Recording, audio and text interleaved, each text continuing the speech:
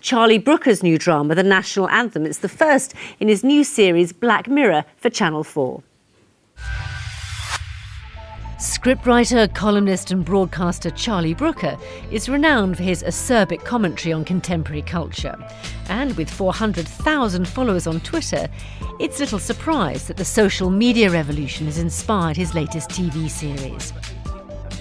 Black Mirror is Brooker's take on the Twilight Zone, the 1950s American sci-fi drama which reflected a sense of unease about McCarthyism and fears of nuclear war. Most of the Earth's surface was destroyed, and it's taken us 200 years to pick up the pieces. So, what are the contemporary British issues which Brooker wants to explore? I was thinking about the relationship between rolling news and things like Twitter. You get these sort of waves of opinion and information rolling in at you, and it's sort of too much to take, and there's often many days when you wake up and you think the news has just gone very surreal today and it feels like nobody's really in charge. The first of 3 films, The National Anthem, covers the hours following the kidnap of a member of the royal family. Please don't kill me. The Prime Minister is responsible for securing the princess's release, but the hostage-takers make a rather unorthodox ransom demand. The PM, Michael Callow, played by Rory Kinnear, is forced to question how far he will go for Queen and country. Saving the princess's bacon would prove his loyalty, but it'll also cause widespread revulsion. The sensational news story spreads rapidly around the country, forcing traditional media to defy Number 10's attempts to keep the scandal secret. Technology is a thread running through all 3 Black Mirror films, and Brooker is ambivalent about our current obsession with it. The first thing I do when I wake up is I grab a smartphone and start checking Twitter and email and things like that. I think everyone can feel that their brain is being rewired in some way. I'm all for technology, but I do worry about what it's doing for us. It's a destructive relationship, it feels, an obsessive one. Black Mirror is described by Channel 4 as a twisted parable for the Twitter age. What does it have to say about the way the media shape the news and how we consume it? So what now? What's the playbook? This is virgin territory, Prime Minister. There's no playbook. Now, Maureen, given the twist of the plot, this could have been done very much as a piece of slapstick played purely for laughs. But it isn't really like that, is it? No, it's fantastic. I thought it was quite an amazing piece of satire. It's black and it's bleak and it's very worrying and it is impeccably cast. Which my best thing is that every actor in it is completely right and completely good. The timing is so good. The director, Otto Bathurst, has done such a good job. It looks amazing and it is quite shocking. It's what satire should be. There's a fantastic twist at the end. A twist. It's not fantastic, but it's good. And Rory Kinnear is such a talented actor. Who plays the Prime Minister. He plays the Prime Minister. His wife is well cast, and it is very funny. But you laugh in spite of yourself. Sarah, were you as captivated? No, I really wasn't. I feel it's like slightly describing a different film from the one that I saw. I agree, it's very dark, but I didn't think it was even remotely funny. I didn't laugh for a second. You didn't laugh at the first sight of the porcine person. No, I really didn't.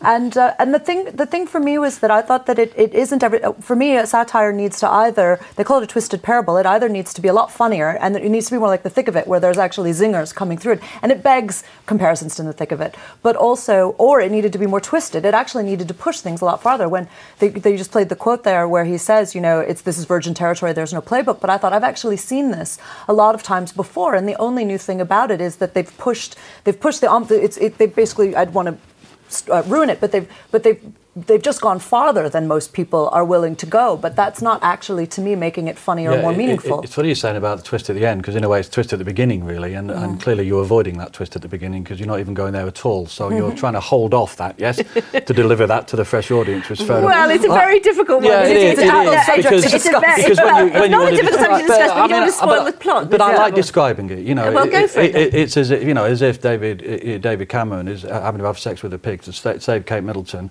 from what ultimately turns out to be bleep, which may be the end. But I like that. People that. understand this is the blackmail threat. But I like. But Sorry, spoiler alert. The blackmail threat is the Prime Minister has been told he has to have sex with giving away the plot that seems to be. It seems important to engage with this kind of thing. You know, possibly the programme that's going to save Channel 4 next year in its 30th anniversary from being the worst channel ever, because at last there's a sign of some kind of intelligent life, a response to where we are and what's happening to us from someone who's very aware of it as well. The great thing about it being Charlie Brooker is he's very good on this world.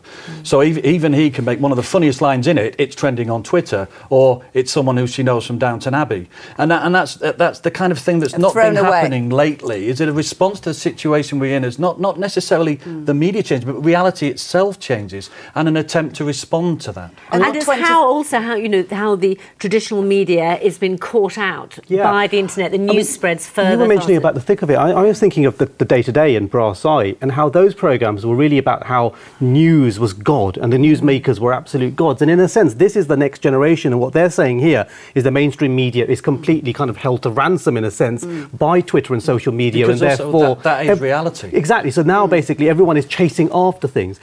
So in that sense, and I think the other thing that's quite interesting about it is I do think it's basically a one-line programme that's been run to an hour, but it's a comedy that's being directed as a political thriller. And in that sense, because the acting is so over the top and so hammy, if you want to put it that way. Not at all. Hammy. Okay, no more cheap jokes. What that girl does at the beginning is one of the hardest things that actress has to do. But what I thought was interesting more is the way that we do have sympathy for characters, unlike a lot of political satires like this, where the Prime Minister would be a two-dimensional stooge. We are sympathetic for him and his completely. Aren't we? And the end, where the resolution with his wife is very unpredictable. The whole thing is unpredictable, and it's beautifully acted. There are people doing things in this that they are not doing in the Shakespeare. They're full enough to view it as a drama. But that to me is what kills the joke, because what you actually on the contrary, they play it straight, and that's funny. Agree, it would be if the lines were funny. But the problem is that it's amazing. Twitter. I think Charlie Brooker's a wonderful writer. I think he's an incredibly funny writer. I was really looking forward to it. But one thing that really did strike me about it, and this particularly in the week of the Leveson inquiry, was the public attitude towards what was happening and how gripped they were and how complicit they are in this, which is something we've seen 140 characters in this week changes a government. Tactics. Yeah, but also I think part of that is that this is the relationship that Black Mirror sort of deals with in a way that My Week with Marilyn doesn't. It's a two-way relationship now, and so therefore the public can respond to things and they can have a view.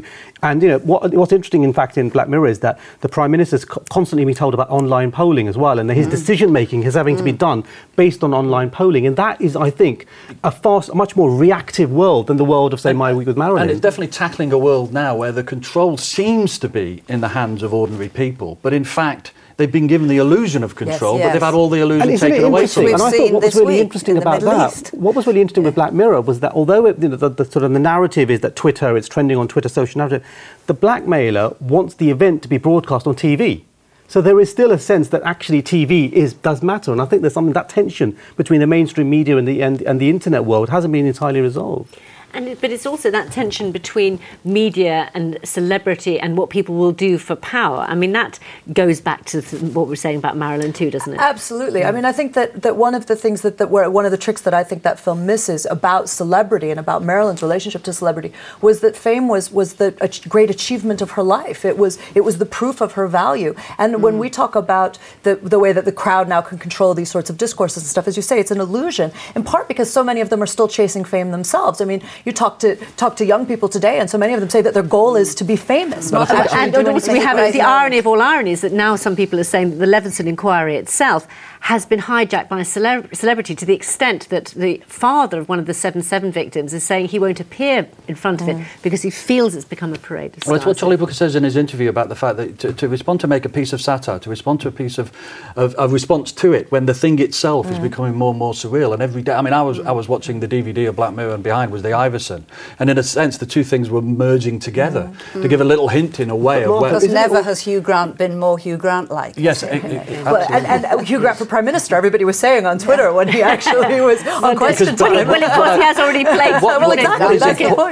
But to have something that is engaging with this dislocation and dissolving of reality is very refreshing, because it's very difficult to do, and everybody's very scared of it because it seems to be spoiling the party. Well, you're all going to get a chance to see Black Mirror, if you want, on Channel 4 on the 4th of December.